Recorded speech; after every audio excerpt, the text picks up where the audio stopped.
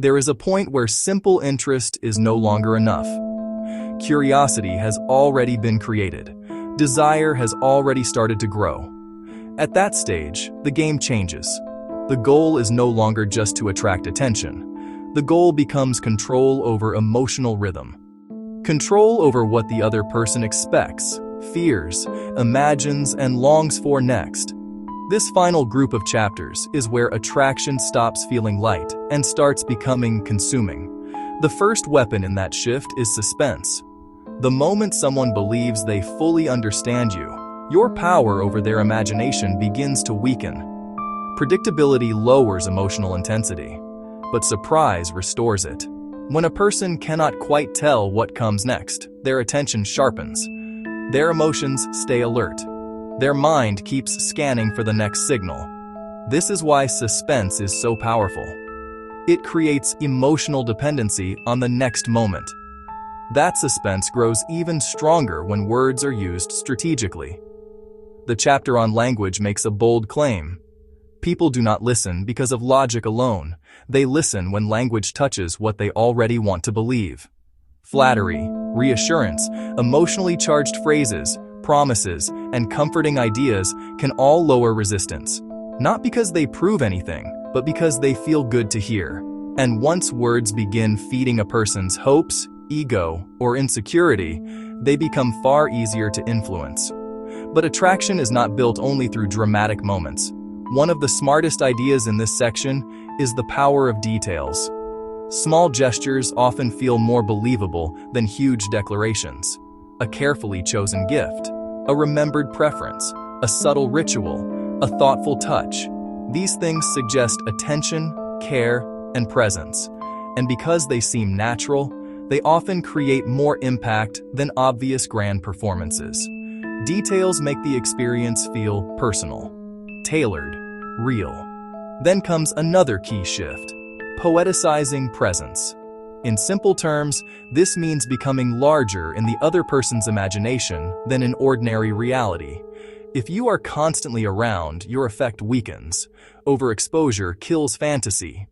But when presence is followed by absence, when vivid moments are mixed with distance, the mind starts doing the rest of the work.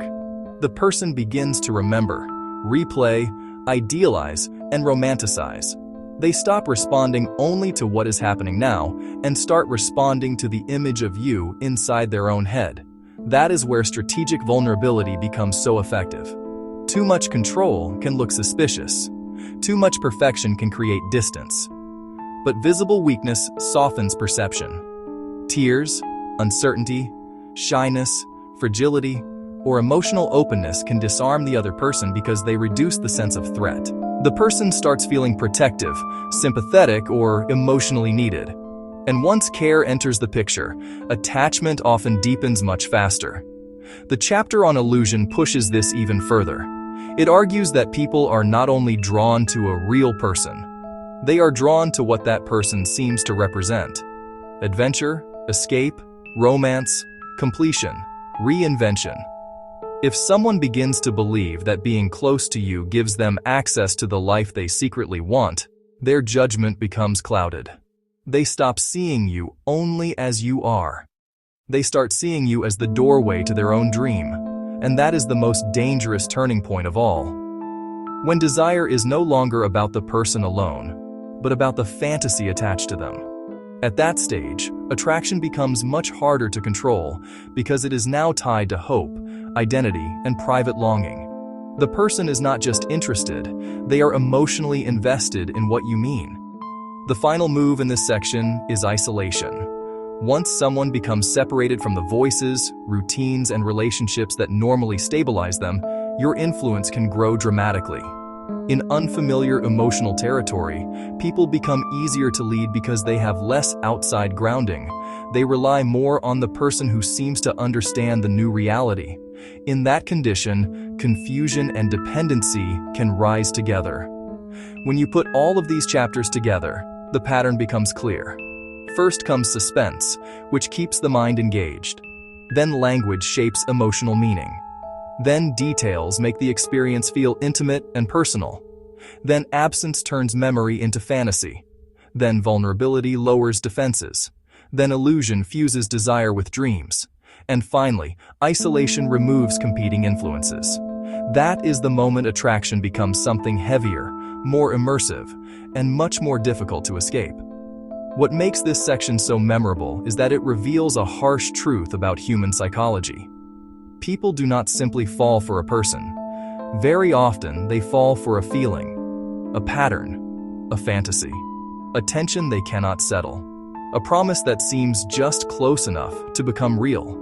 And when all of those pieces line up, attraction can turn into obsession before they even notice how deep they are in it. That is why this stage matters so much. It is not just about romance anymore. It is about psychological takeover. The person is no longer reacting to isolated moments. They are living inside an emotional world that keeps pulling them back. And once someone reaches that point, the connection no longer feels casual. It feels inevitable. If you want, I can now make these even more viral by giving you 10 stronger title options for each video, while keeping the scripts the same.